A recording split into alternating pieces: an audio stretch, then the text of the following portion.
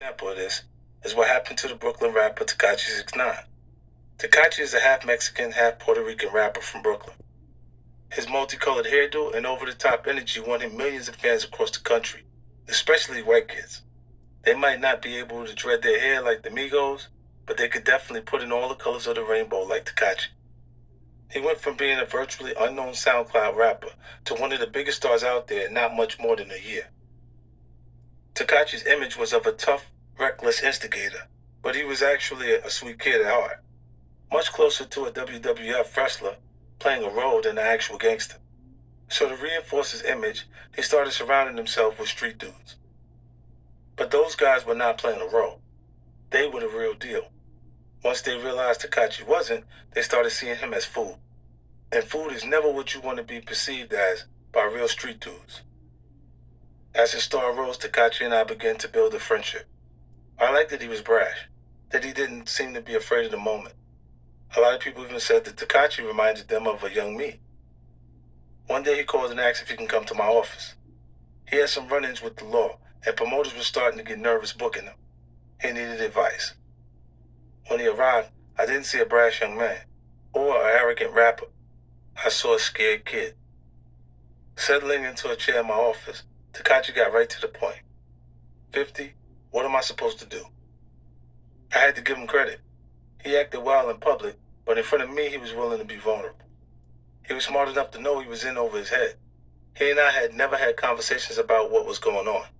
But as an experienced observer, I had a good guess where the roots of his problems lay. Your biggest issue is going to be internal, I told him. You got too many people around you, and they're not really supporting you. They're supposed to be your team, but they don't have your best interests at heart. If you don't get that situation together, it's going to be a problem. I told him this because I've been hearing he'd been switching up crews a lot. 1 month, he'd have a bunch of guys around him. The next month, they'd be replaced by a new group. He was swapping crews the way some guys swap cars. Ride one for a while, then trade it for another. He probably thought that was all a part of the act, but I knew it was a serious miscalculation. When you bring people around as a rapper, there's an expectation that you provide them with opportunities. Help them get noticed as an artist themselves or get established as a behind-the-scenes player. Introduce them to brands they can get checks from. You only have a limited amount of time to make good on that expectation. If you don't, confusion will set in. It will grow faster if they see you suggesting the opportunities to other people. When that happens, the original crew will start feeling disposable. You never want anyone around you feeling that way. When someone perceives themselves as disposable, any sense of loyalty will vanish. Instead of waiting for an opportunity, they're going to aggressively come after you for what they think is owed to them. They're going to extract that debt however they can. Being a smart kid, Takashi saw the value in my advice and conceded that he was in a precarious spot. He even started to make moves to replace the guys that he knew had it in for him. But it was already too late. Not long after our conversation, Takashi was arrested on federal RICO and firearm charges. In the indictment, the government even alleged that several members of his crew had plotted to kill him. I'm sure that was a scary realization for a kid who thought he was a WWF wrestler, not someone who was actually playing with life and death stakes. As I'm writing this, Takashi has just finished testifying against his own crew and was sentenced to 2 years behind bars. I believe one of the things that tripped up people like Takashi and Ja Rule is that they grew up on the outskirts of the hood.